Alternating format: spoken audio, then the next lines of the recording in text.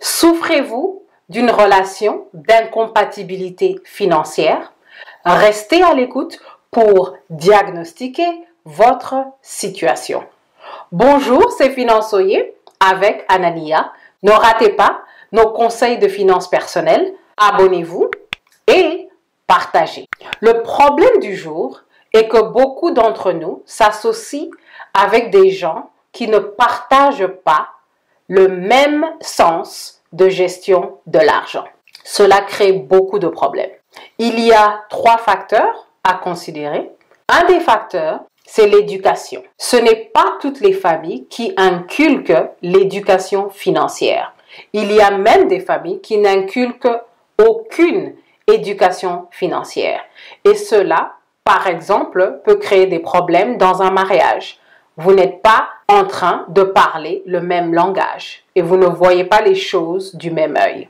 Un autre facteur à considérer, c'est le potentiel de revenu.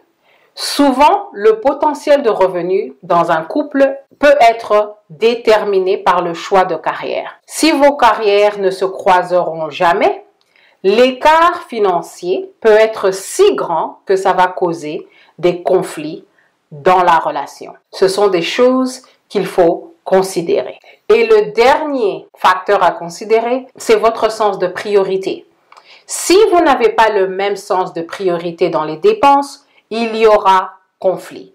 Par exemple, si vous êtes marié et vous pensez que planifier pour le futur, c'est une priorité, et vous êtes avec un conjoint ou une conjointe qui ne pense que court terme, il y aura des problèmes, il y aura des conflits.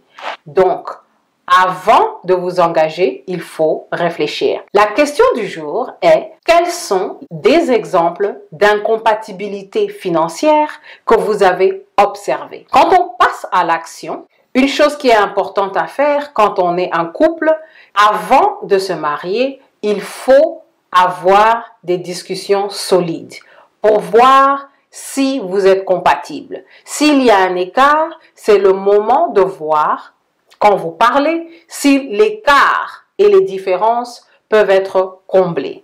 Et surtout, n'hésitez pas à investir dans des services de conseil prémaritaux. Ce qu'il faut retenir, c'est que avant de marcher ensemble financièrement, il faut se mettre d'accord.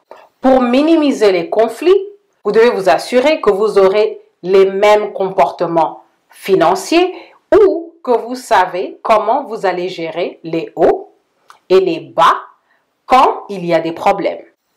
Merci de votre écoute à cette édition de Finançoyer et à la prochaine.